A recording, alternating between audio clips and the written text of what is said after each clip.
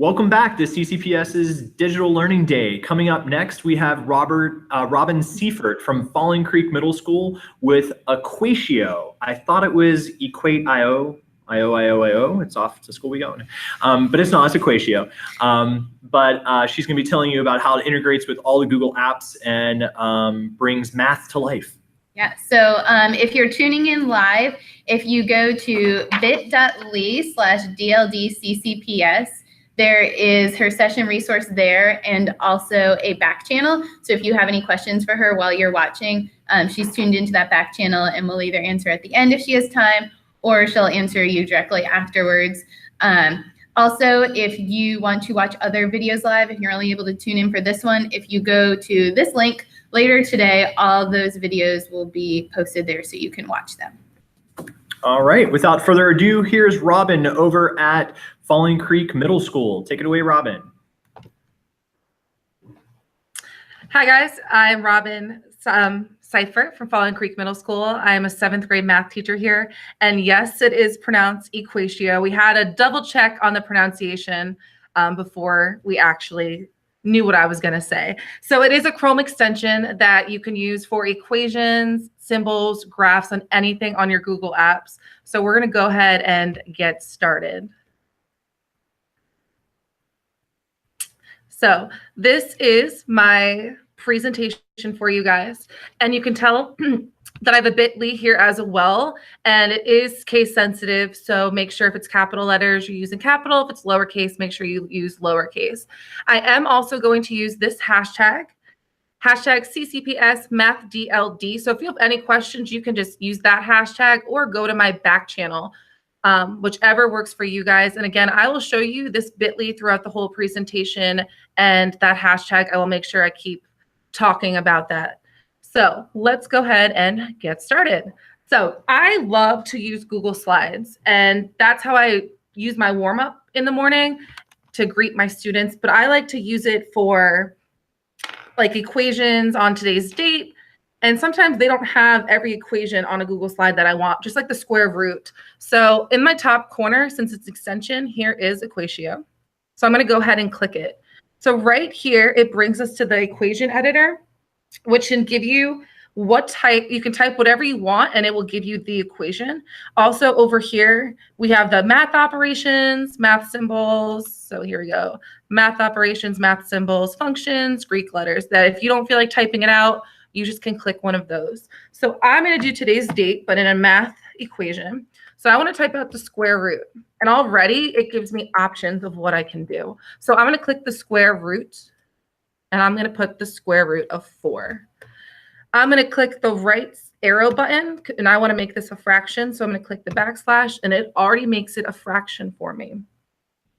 Let's make the next one an exponent. So I'm going to go over here. I can type the square of something, or I can go here and click this symbol and type in what I want. So let's do 5 squared. So that's 25. And again, I clicked the right arrow key because I want it to be on a different level now. And let's do -3. So I'm happy with that. So when I insert this, it's going to be inserted as a picture.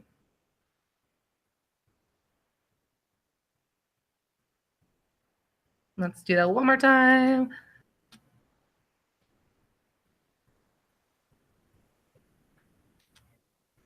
Okay, I'm going to do the handwriting one just in case, and let's see if it wants to insert there. I'm going to refresh my page just in case.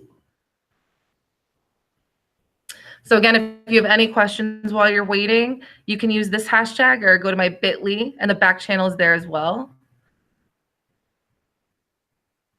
So I'm going to go to EquatIO. We're going to type this out again. So here we go. Square root of 4 backslash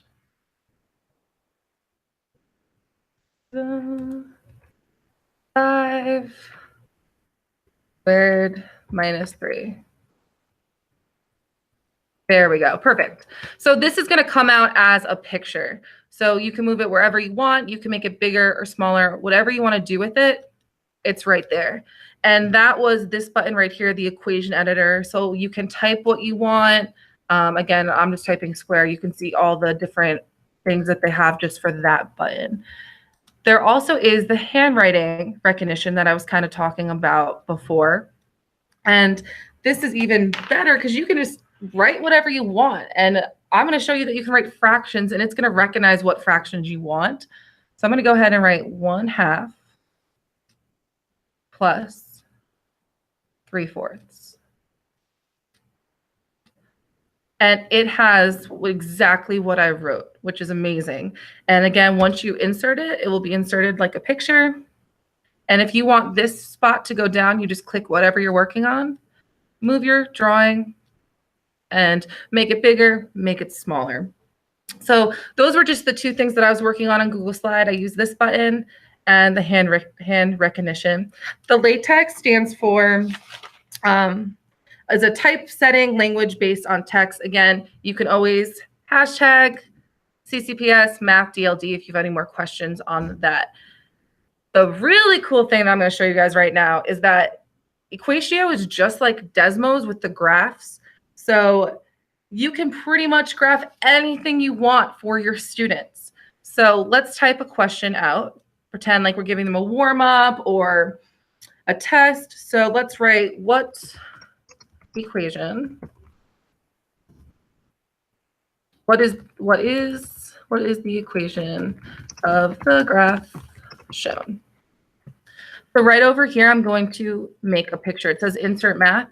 Again, you could still see it in my top right corner as well. So let's click here. And so we have the equation editor, the LaTeX, and here's the graph editor. So let's do y equals x plus 2. And as you can see over here, you can also make a table for your students if you wanted to instead of doing a graph. You can zoom in, you can zoom out, and for all the teachers that use Desmos, this right here, the graph settings, gives you a projector mode. Made the graph a little bit different that you would see. So let's use that one. And when you're happy with what you have, you insert the graph. And it will come out as a picture. So my picture is kind of big. So if I want to make it smaller, I just click it and I can make it bigger or smaller. And if you looked like when I clicked, these arrows come up, these little 3 buttons here. You can make it in the center, the left, the right, remove it if you make a mistake. So that's amazing. Again, this button right here, if you click it, you can make it bigger or smaller, whichever one you like. So let's do another example here. So I'm going to do which graph represents. Okay, so I'm actually going to speak this one because there is a way that all you have to do is just talk and your equations, expressions will just be there for you. So I'm going to click Insert Math, and I'm going to go to the little speech input button. So right here, there's a red button, and I'm going to say what I want, what equation I want. So I'm going to go ahead and click it. Y equals x squared. As you can see, I paused it afterwards, and here is my picture. I didn't even type that out. All I did was just click a button and say what I wanted to say, which is amazing. So I'm going to click Insert Math, and there's my picture, but I don't like that it's off to the left side, so I'm going to move it to the center. So let's move it to the center, and I can click it and make it a little bit bigger. Perfect. So now I've shown you that we could put pictures underneath the question, but you can also put it as the answer choices. So you can see as soon as I clicked the option that appeared, the Insert Math. So I'm going to go over to my graph, and let's do y equals x. I'm going to do the caret key and do cubed. You can move your graph however you want it to be shown. If you don't want the projector mode, you click out of it. You want it bigger, smaller. Let's insert the graph there.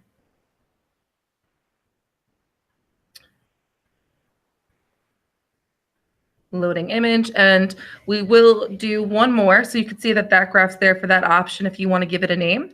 So let's add one more picture just to show you guys again. It's in the answer. Go to graph. Let's do, I'm going to show you again, I did X, caret key. I'm going to do 2 this time because that's the correct answer, and insert graph.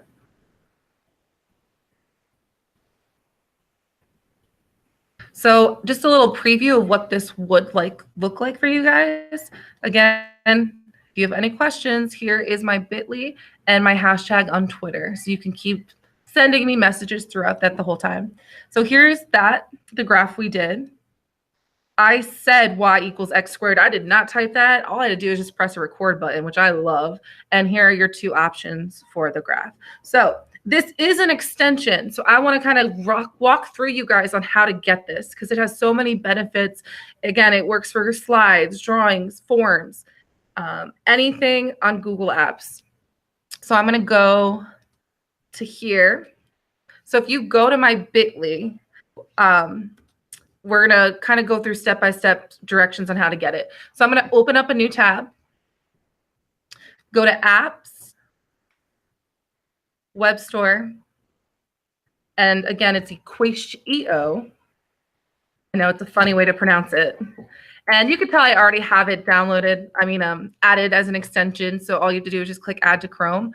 But I want to show you that EquatIO is amazing that they're giving it free for teachers. So once you add it to Chrome, if you click this link in my bit.ly, it's going to have like a sign up for you to get all these other things involved in it. So I'm just going to walk you through that.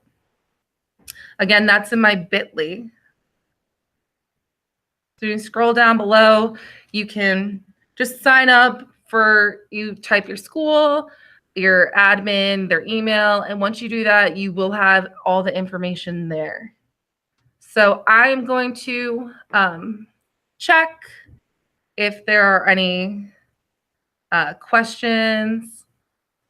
Perfect. Let's see. Questions. For right now, the students cannot have the extension on their computer. It's just for teachers, but it is really good for Google Forms, especially if you're doing it with graphs, expressions, fractions. I'm also going to check my Twitter really quickly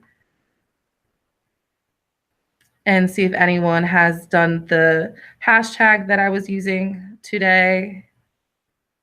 And I don't see anyone with it right now, but I will continue to check throughout the whole day if you guys have any questions. So thank you very much for watching. Thank you, Robin. I'm glad that we did that research, so we didn't call it EquatIO, we called it EquatIO. But I should have done a little bit more research for your last name and called you Seifert instead of Seifert. It's okay, it's okay.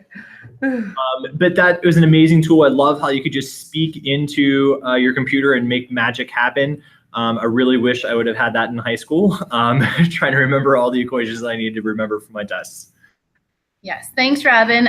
We're going to do our third math presentation next with two integrators, Althea and Chris Vester. They're going to tell us about the Google Sheet color by number. So tune in for that at 11:40. Thank you. See you soon, everyone.